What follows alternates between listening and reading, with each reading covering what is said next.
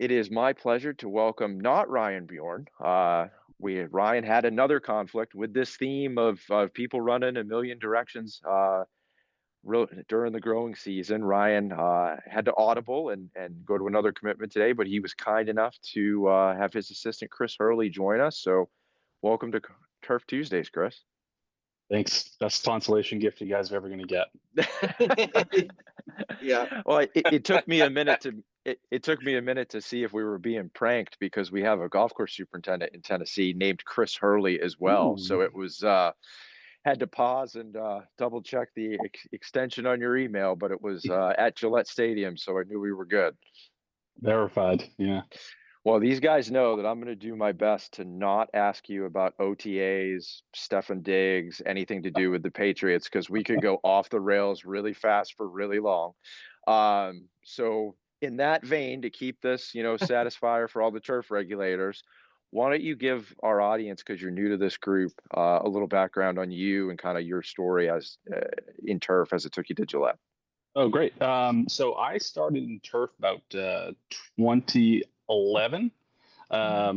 No intention of getting into grass at all. I went to UMass for sports management and didn't really find anything coming out of college. But my roommates at the time, or my college roommates, were into something called turf management. And they were the ones that ended up getting me a job right out of college. So I worked at a 36-hole public golf course named Stowe Acres, right in north central Massachusetts.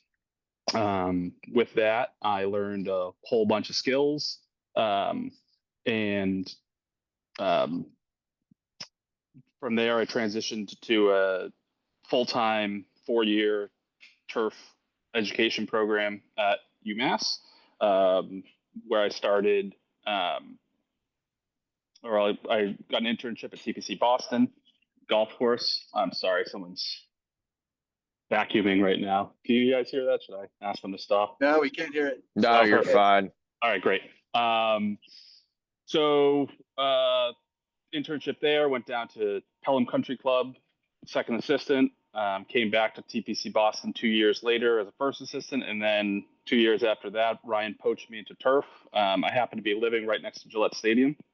So it was an opportunity to kind of moonlight. So everyone knows that in the turf industry, the one thing you get is free time. So I spent my free time coming in to mow the practice fields at Gillette Stadium as just a way to decompress, get out of the decision-making part of turf and just get back to sitting on the mower for a couple hours on a Saturday morning. Felt great. That's the way I connected with Ryan.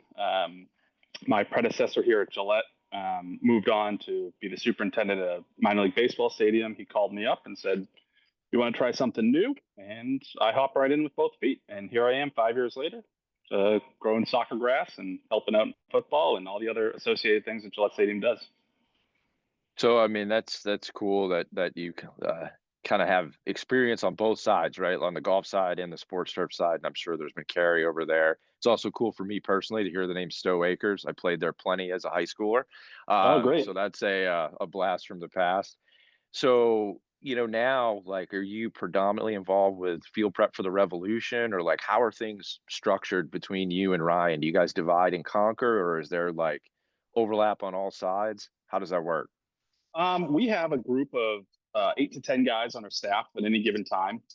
And I will be in charge of most of the decisions pertaining to the Revs training center.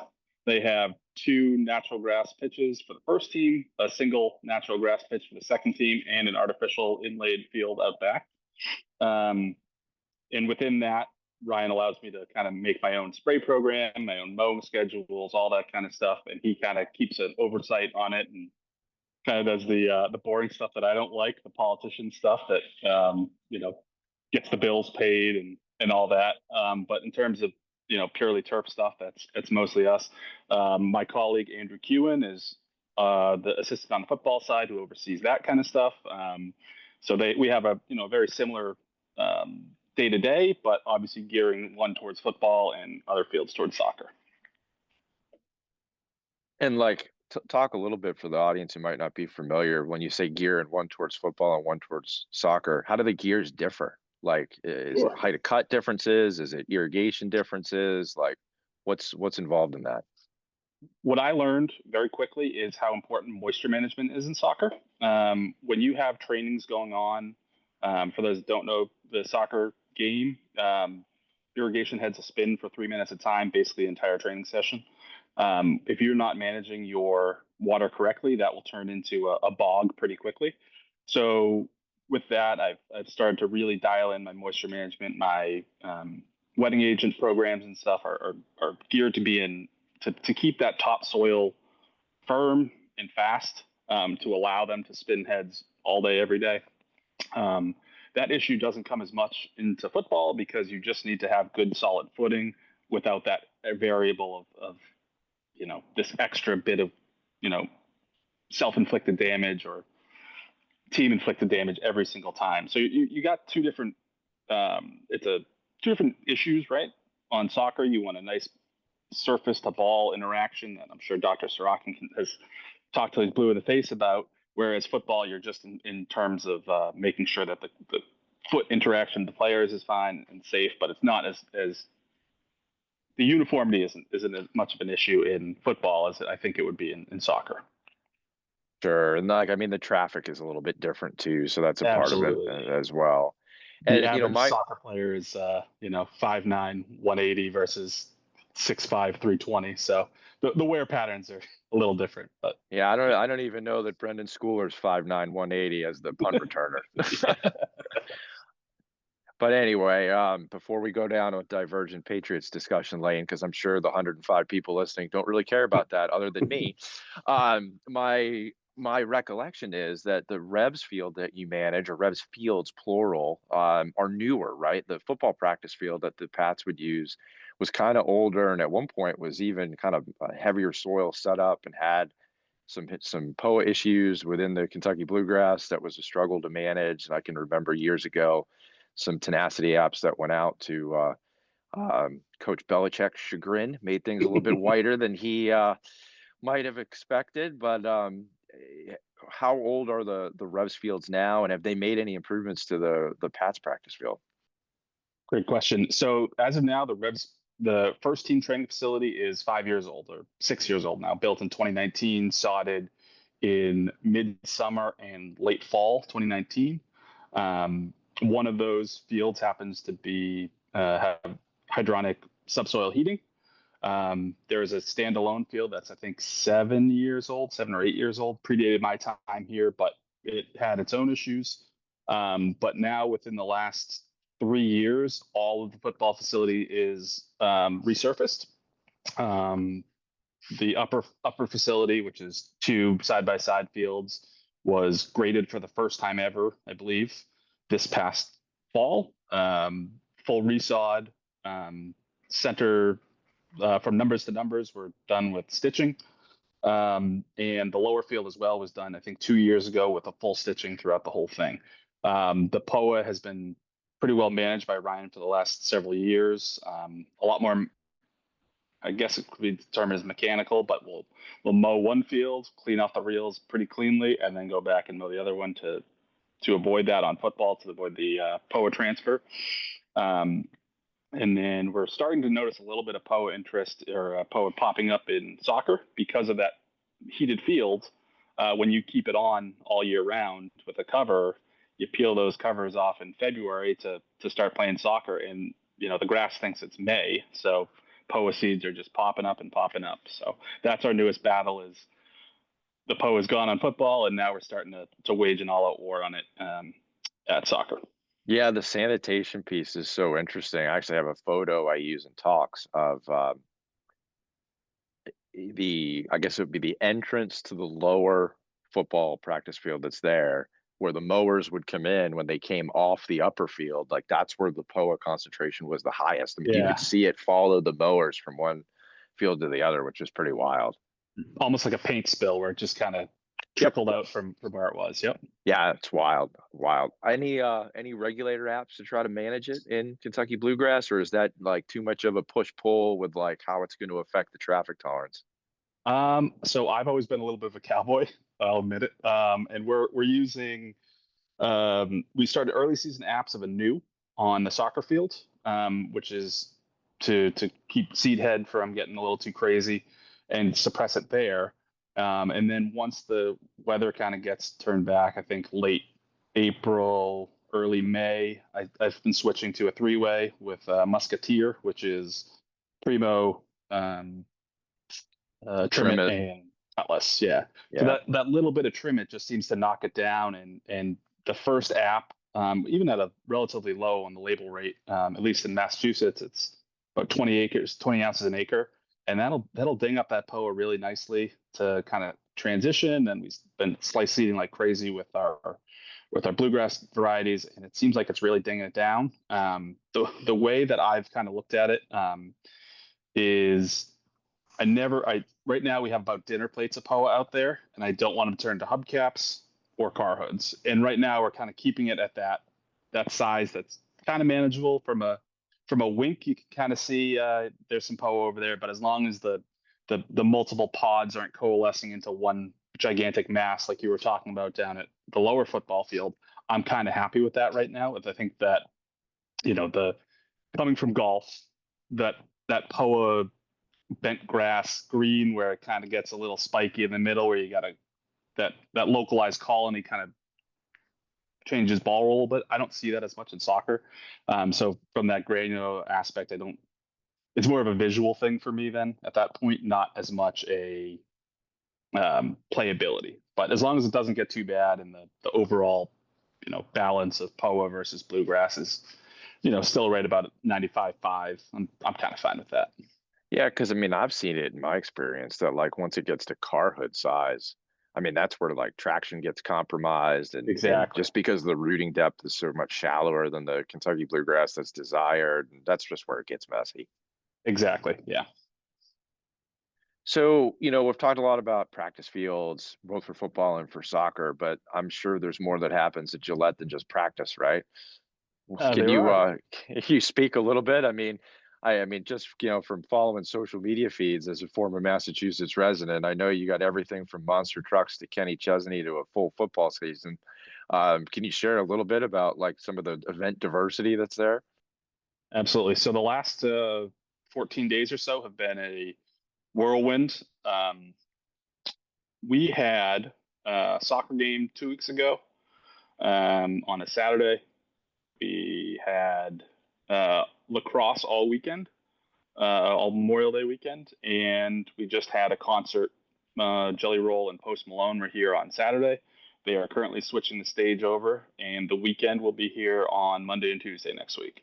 So, luckily, our department doesn't have a ton to do with the actual transition. We're not laying floorboards or anything on the stadium, but we do have to clean up and repaint fields between these events, and that is no easy feat either. We'll run a magnet through the field. We'll run a brush to stand up the fibers, and then we're back to hosting a game. It then still has to be safe and playable and all that stuff. And then next weekend we're going to have a soccer game, and then there's 2 soccer games, and then we have to rip the nets out and put the flooring right back down because there's a concert the week after that. So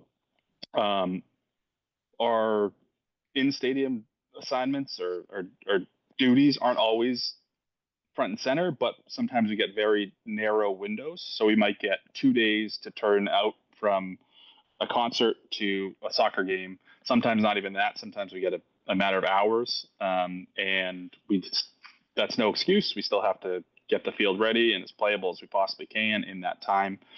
So kind of managing that plus 7 natural grass fields out back can get a little tricky.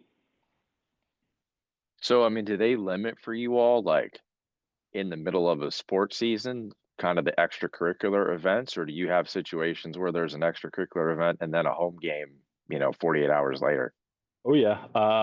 We'll have it, sometimes the next day. Yeah, 48 hours is probably about the narrowest one, but we've had concert Saturday, soccer game Sunday night. That Wow. requires us getting there at 3 in the morning, and we basically follow the staging removal, like white on rice, and just as soon as a board comes up, we're checking to make sure there's no screws or plywood chunks or anything underneath that can do. Then we're grooming right behind it. Sometimes we done as much as painting like a third of the field at a time, let them take off another third of it, go through, clean that, groom that, paint another third, and then go. And it's become a master class in a ballet, because we have 5 or 6 different departments that are all working together to go from point A to point B. But our point A, point B is far different than this other department's, and we're all just kind of, we got forklifts weaving in and out, and we're kind of getting a painter out there and a P-Rex scrubber to get paint out and all this stuff. But we make it work, and it's fun. Sometimes it's less fun, but if you view it as a puzzle to be solved, that's the way that I keep my sanity. And we also have a ton of good guys here that are helpful in so many different regards on our crew, on other crews around here. So it's a pretty good environment for everyone. How big is the crew in totality? We have 7 full-timers, including myself and Ryan, and then 2 part-timers. They'll work 24 to 32 hours a week, depending on the need. And, again, we're trying to peak that with, we'll have them make sure they're in on paint days versus, not coming in for a rainy Thursday when nothing's going on, and we're just kind of reorganizing and doing things that are keeping us dry on a wet day kind of stuff. But it's its own kind of challenge. So, Brian, one of the things I'm always amazed by, and maybe you can speak to, is I think a lot of folks just generally assume that when you hear, or Chris, sorry. that's okay. The like you work, you're the field manager for the stadium where the Patriots play. They assume you work for the Patriots. Can you kind of talk and speak to like how that breaks down, that they're essentially just, they're leasing time in the stadium, and there's other, people leasing time as well? Sure. Was that it? Did you have another part to that? I'm sorry. Yeah, just that they're just one piece of the puzzle, and that you're managing the field, but you're managing the field for multiple groups and multiple activities. It's not just the game day for the football team. Yeah, it's a great question. The best way to think of it for us is it narrows the pieces of pie to be dealt out. So again, if I have a day where I need to be in the stadium for a big football paint day, which is much longer than a soccer paint day on stadium, right? Just objectively more paint, more logos, all that stuff. That is X amount of hours that I'm not out there on the natural grass fields, where I think that the Revolution might be wondering, hey, there's an issue. The sprinkler head wasn't turning on during training today. And then I'll say, okay, well, I'm going to try to get out there, but I have responsibilities in here. I have to take care of those, and I will get to them as soon as possible. My attempt will be that it'll be done before training tomorrow at 11 a.m. If not, I have to openly communicate that. But again, with only 7 people and 7 fields, or 8 people and 7 fields, there's not a ton of time for us to be lollygagging. So when we go, we're kind of chasing it. And like you said, if it's a Revolution game on a Saturday and a Patriots game on a Sunday, we have to kind of split the difference and say, okay, well, it's got to be perfect for the Revs game, and it's got to be perfect for the Pats game. In the middle, things might get a little dicey, but we're gonna scrub and get the turf fine and whatever, or the stadium's field turf fine, and then we'll paint and it'll be fine. But again, here the one little tricky thing is that both teams are owned by the same ownership group, and so is the stadium. So I know that in certain areas there's an actual tenant where the soccer team might not be owned by the same folks that own the football team, and the stadium might not be owned by the folks that own the might be a municipal stadium. So I think there's a bunch of different shareholders in that. But here, at least, everything is generally one seamless, vertical integration down from the top to the bottom, apart from, concert events and all that stuff. But when you have all of these the changeovers are at least kind of within house, if that makes sense. Yeah, So it how does. Like I have, I teach a class where we do different case studies, and one of the case studies we do is I have the students go through and identify the management team, the owner, and like how does that organization differ from place to place, because you're exactly right. Like there's places where like I'm from Cincinnati. If the field managers are Hamilton County employees, they're Mm-hmm. employees of the local government rather than the Bengals, and Exactly. it just sets up, and it helps open their eyes to understanding that it's not the same from place to place. No, I think it's almost never apples to apples. Even in some of our analogs are, the Parker down at Mercedes Benz is kind of close, but at the same time, he doesn't have uh, practice facilities on site. I guess Danny in Carolina, he's got practice site on and turf and all the. I think he's a pretty close analog. So again, I'm not exactly sure what the management ownership structure is on the stadium or anything, but again, even when you check up all these boxes that say all your organization is the same, when you come down to it, there's so much difference, so much variation on little things that you don't even realize must stack up to be the end, and it's kind of nuts. how often will that happen? Well, you'll have a Revs game on a Saturday and a Pats game on a Sunday. Uh, Luckily, this year I think it's only one. The year I started, which looking back on it, I don't know how I made it past the first year, but in 2021 we had four, and I believe we had rain all night, or at least part of the night on three of those four. Um, and that's a especially tough feeling. Is I remember there's one time we had Revs Saturday, Patriots Sunday. We sprinted through, got the field painted by 3 a.m, and then the skies opened up, and you could actually just physically see the paint just like melting away, and the thick white border just turning back to green slowly. And I was standing outside under this little awning and just watching it. I was like, well, what else are we going to do now? Luckily, I think it was just 2 or 3 hours. We got back out there about 5:30 or 6. Ran through everything, got what we could. We ended up using a little more aerosol paint rather than airless paint than we really wanted to. But come 1 o'clock, nobody even noticed. How's it work with the logos? I mean, the center field logo is pretty elaborate. Obviously, the end zone logos are pretty elaborate. I mean, are they in place for a Revs home game, or do those have to go down post the soccer game? Post soccer game, I believe again that 2021 year there was one time where we knew that the deluge was coming, and they allowed us to paint most of the football field, the outline, the square, and a lot of the lines that don't counteract soccer lines. So we at least had a playable square there, but then you still have to put the logos down at one morning, 2 in the morning. And I guess our saving grace is that we don't fill our end zones.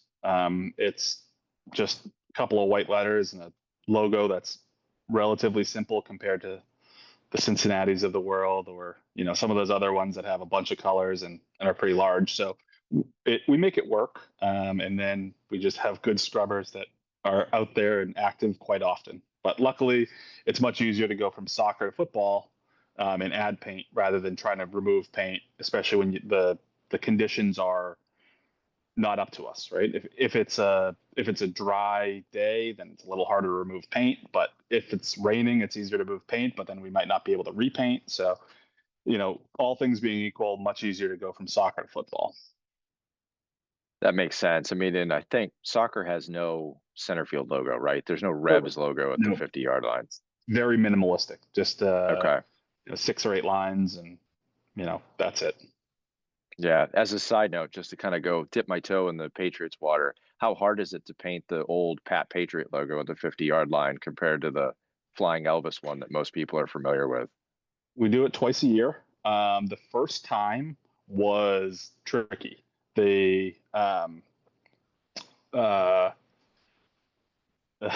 we had this really intricate. The face has a bunch of weird lines in it and all that stuff.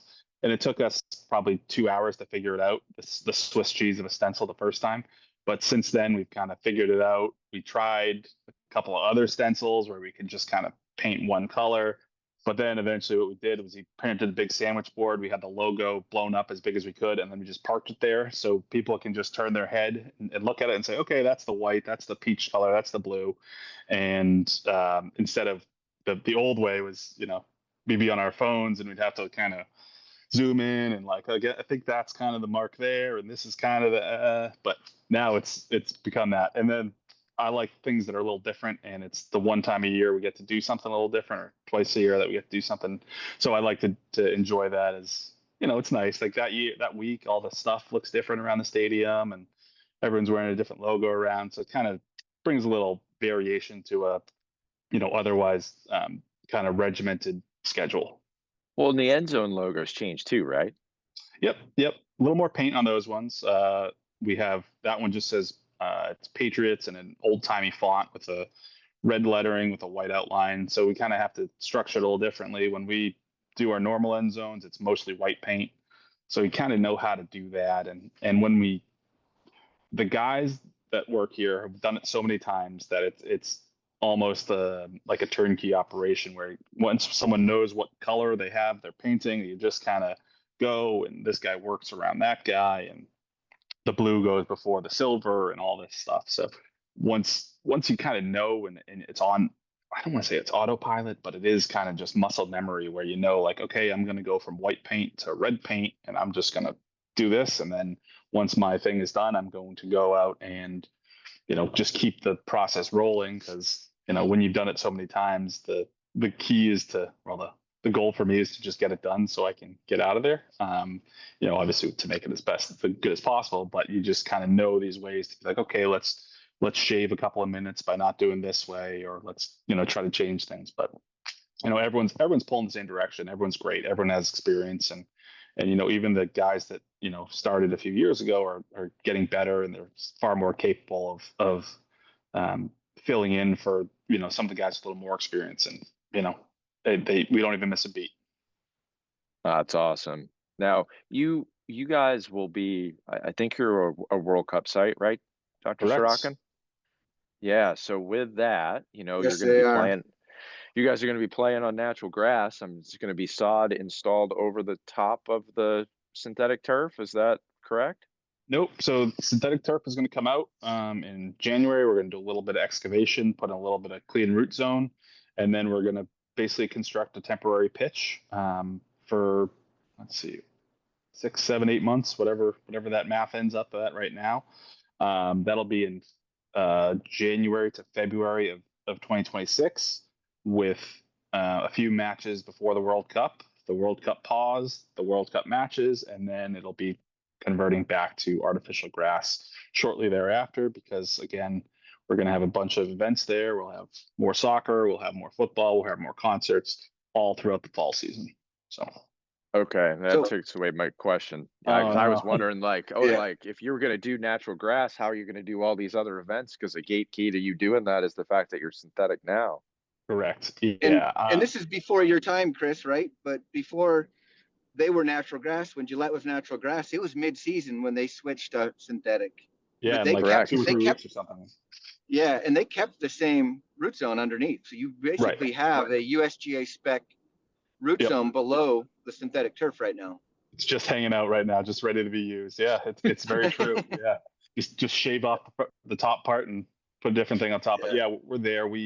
This past year we had installed the big Hunter cannons for watering soccer matches pregame, and when we did that, we installed all the new valves for everything for the individual head irrigation for the World Cup. So now that we've gone from we already started the process, right? Next year we don't have to also install irrigation. We just have to, as I said, take the top off and resurface it, and to dumb it down quite a bit. But it'll be a little bit more. We did enough of the pre-work to make sure that I think it's going to be pretty smooth as possible going into it.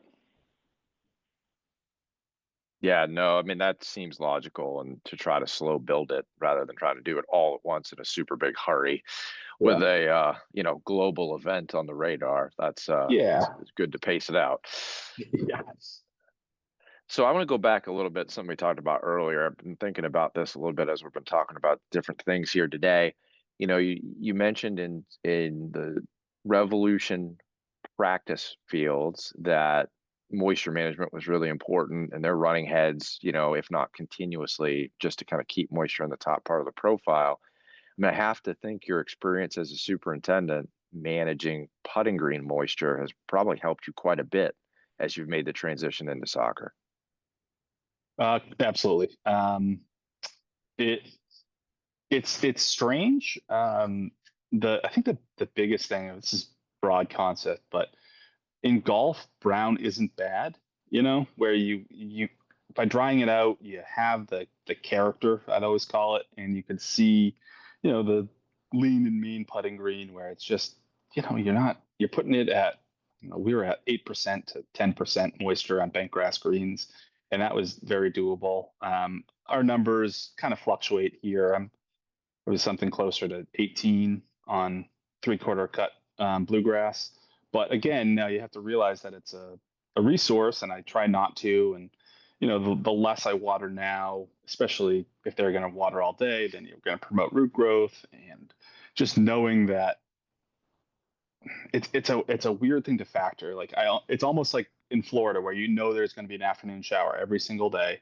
You just have to be like, okay, well, I have to negate it somehow. I have to make sure that water is able to move.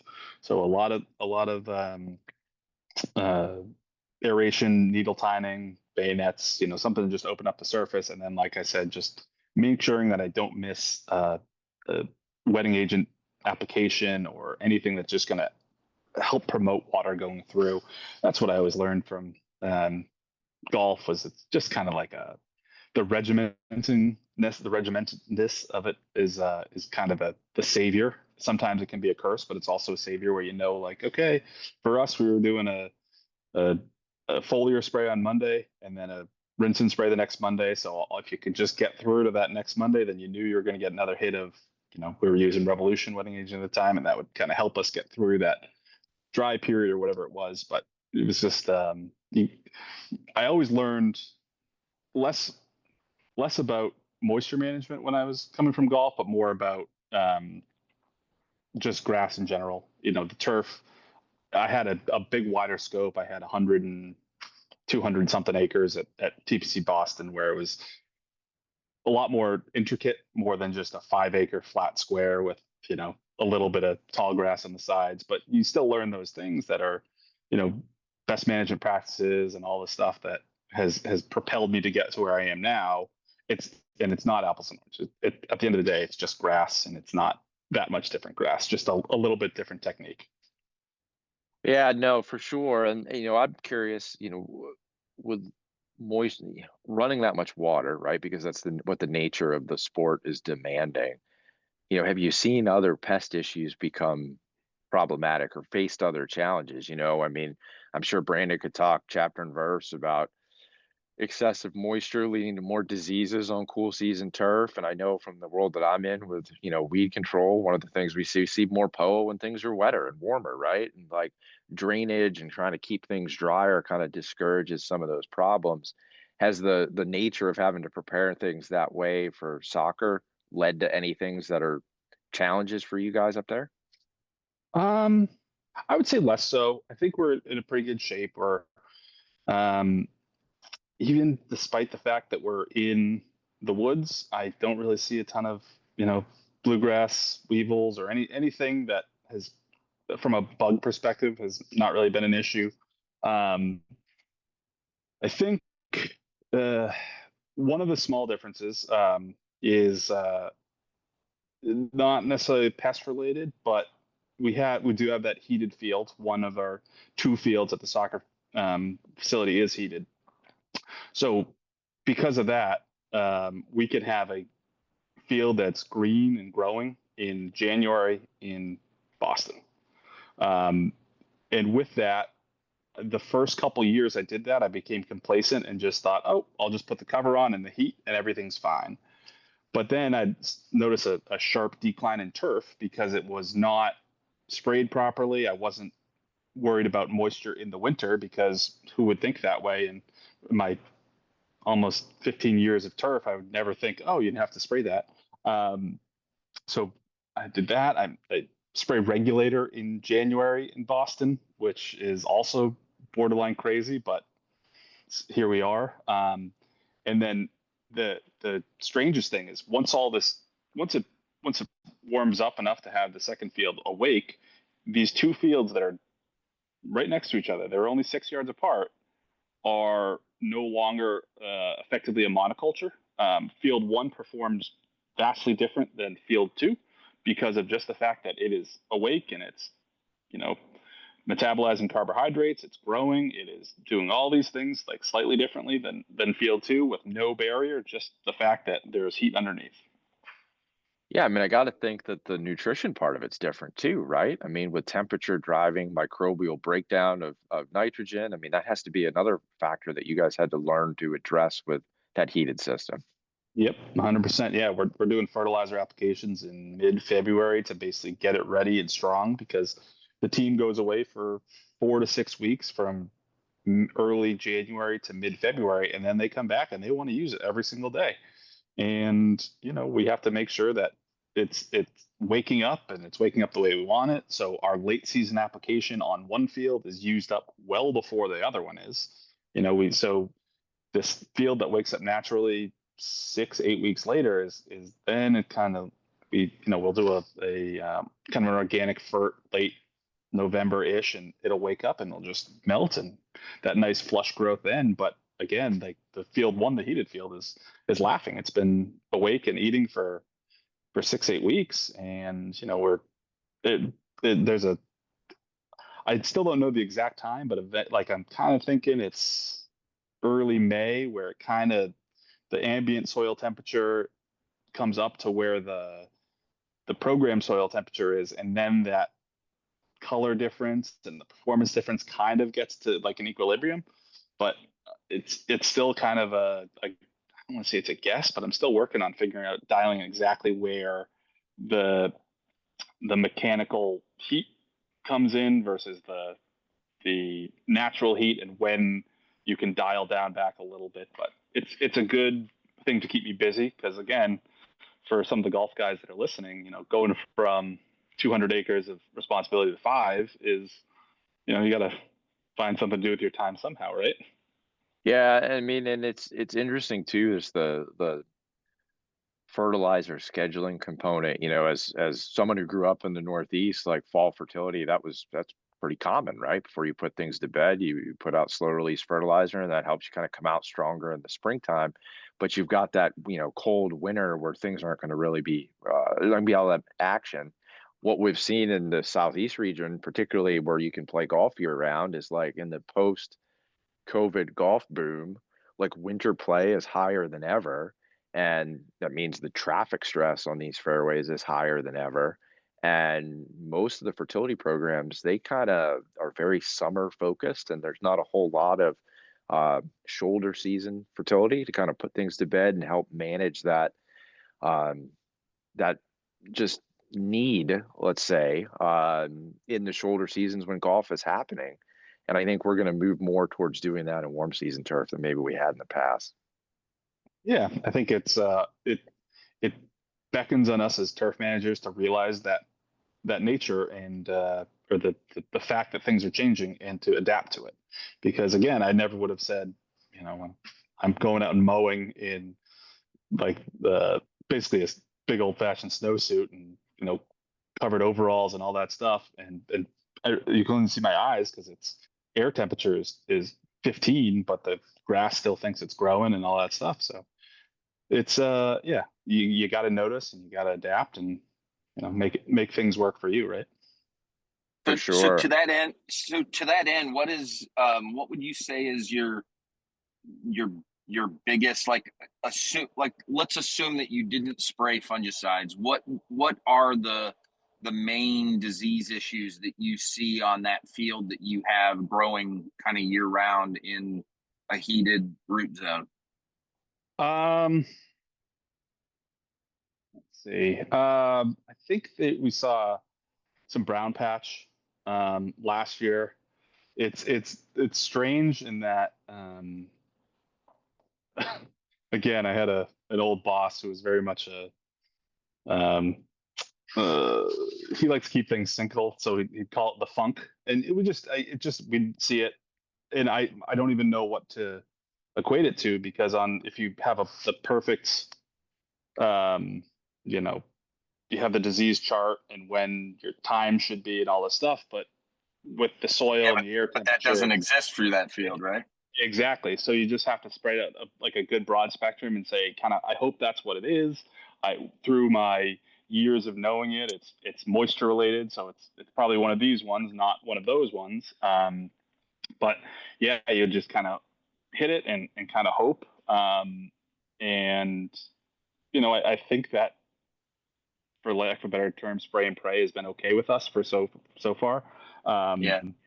But again, it's you spray it, you cover it, and I think I've known to at least know, okay, let's put some sort of preventative fungicide down now that is broad spectrum enough that most of the things that we think we've seen should be covered, because then once you put the cover down in the heat, it's just it's a greenhouse under there. It's Yeah, warm, right. and moist, and you pull it off, and there's just a ton of stuff under there. And I think luckily so far, we've been able to cover our bases, and let's just hope that continues.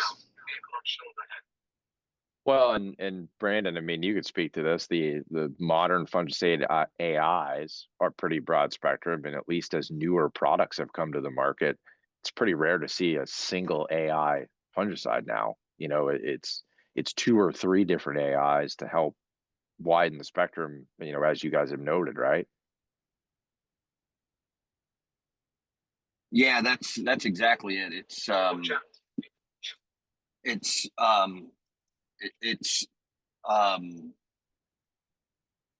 Yeah, there's fewer single AI fungicides for sure. And like I was gonna say too, the other thing that I get, in the spring in our area, during baseball season, I get a lot of contacts, speaking to like Chris with covering that field.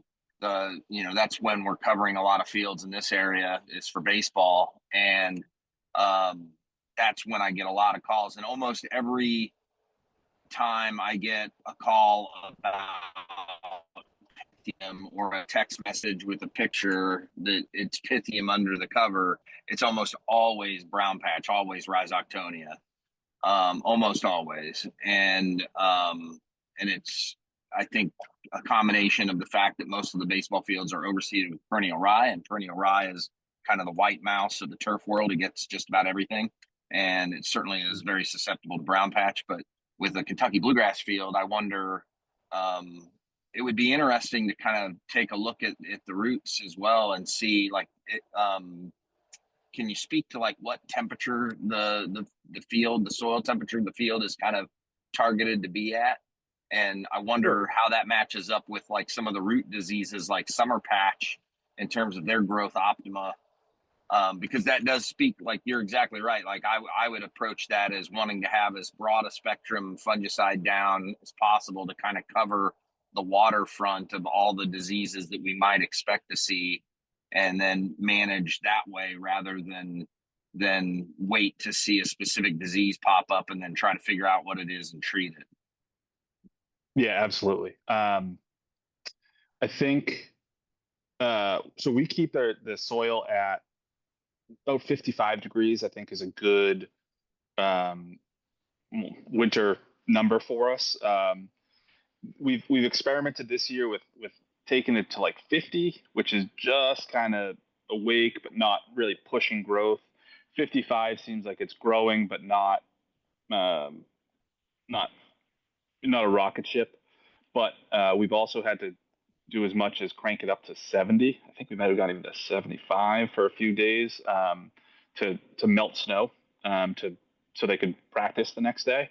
But I don't think they're ever on long enough to use that, or the 55 average. The higher temperatures, I think, aren't really in play They're more enough. limited to one-off, like couple of turn it up for days. 2 days and melt it, and then but about 55 is good, and then but yeah, I don't think, and even that, it's only 55 at 3 inches deep, so the surface still might be at 30. Right. Yeah, because there's right definitely there. going to be a gradient there. Exactly, because it's. I think we're going at about, to get it to 55 degrees. The headers out of the heating unit are, I think, 120 ish. So somewhere down there is, let's call it 95, and you lose 30 degrees in the span of 6 or 8 inches, and then you're going to lose another couple going to the top. So it is, again, it's strange. So you could have the bottom of the roots could be warm enough for a certain thing, and the crown and the leaf tissue might be at a different kind of disease point, where again, you don't know what you're spraying. You just have to get everything out there. And, if something, sneaks past the goalie there, then you really got to scratch your head. But, yeah, you just, cover all your bases, and, use good sound turf practices. And I think that's going to be our best bet going forward on those fields. Yeah. And the 55 range is really ideal, because that's kind of optimal cool season growth temperatures, but it's also cool enough that you're really not up into like summer patch, necrotic ring spot temperatures, and certainly your brown patch and any pythiums that might be on the root tissue, or that's generally warmer still anyway. So that's really good. And then, like you said, if you have a broad spectrum fungicide down and you're making regular applications, you should keep most everything at bay. That's a really interesting system to think about, because it's so far out of bounds of what you would be in a normal environment managing. Exactly. Yeah. So, like, for example, I think our soil temperatures out there today, in a beautiful June 2nd or 3rd or whatever it is, I think our temps are probably about 58 to 60 right now. So again, we had our June window for disease, what you consider that, in January and February. So, you use the tools that you have, and the context clues that you're given, and then try to figure it out from there. Yeah, for sure. So on the screen, just so those of you who are superintendents that are joining us, this is our GCSAA CEU event approval code. You can see the event approval code there. I won't read it out. This is what you will put into their website to get your continuing education units for today. I'm going to say this very clearly. This has nothing to do with pesticide credits. So if you are listening to this and you are interested in pesticide credits, this code, this activity right here that's on the screen has nothing to do with you. This is only for superintendents to get their continuing education units. So there's no action needed for anything on the pesticide realm. If you lose this code, you can email me, and I'm happy to send you this code after today's session. Let me stop the share there and come back. Well, I only have one more question for you, Chris. I know we're coming to the end of the hour. My question for you to kind of conclude is, you had 20 years there with one guy at the helm, and then we had one guy last year who was there for a short time, and now a new guy. What's the biggest difference with, Vrabel kind of leading the football side of things compared to the 20 years prior? Or is there any difference at all? I think football guys are football guys at the end of the day, right? I think that for 20 years they had Coach Belichick, who ran the show, and then I think the hardest part is how everyone defines himself after that. It's an impossible legacy to follow, no matter what. Even if Vrabel wins 5, it's not 6, and it's not going to be 20 years. So I think when you carve out and try to not be a carbon copy of the guy before you, I think that was where some of the issues came from before. But I'm excited. I think I think change is good, and the team should be pretty competitive this year. I think. Yeah, let's I'm hope. a big Drake May guy, so I think he's going to do great. But aren't we all? Yeah. Aren't we all? I mean, are they using the facilities any differently? Like, has he used the practice facilities differently than Belichick did? Or Minimal. I think there's some training lines are a little bit different, but overall it's the same. I mean, it's a 100-yard by 55-yard square, and I think they're all playing the same game. So I think at the end of the day, you gotta some changes behind the scenes, and I think they've been pretty good for us, and we like working with them, and they've been pretty good communicators in terms of what they want and how they want things. So really, when it comes to working down for a professional sports team, I think it's the measure is how well they are to work with you and how well they are to work for. So I'm enjoying it so far. yeah, no, the season will be here all too soon. That's they'll right. be here very it's quickly. a year-round thing now. So yeah. Yeah. Well, hey, I really appreciate your time and appreciate you subbing in for Ryan on short notice. This has been an awesome conversation. I wish you the best of luck as you get through the Rev season and into the Pat season. And for the record, it was as good a consolation gift as you suggested. So thanks, Chris. Of course, it's fun, guys. Thanks for having me. Yeah. All right, appreciate it. Thanks. See you guys soon. Yeah. All right, Bye. we will see you all later. We'll join next month for the July episode of Turf Tuesdays. Our guest will be Dr. Michael Woods, and until then, we will talk to you later.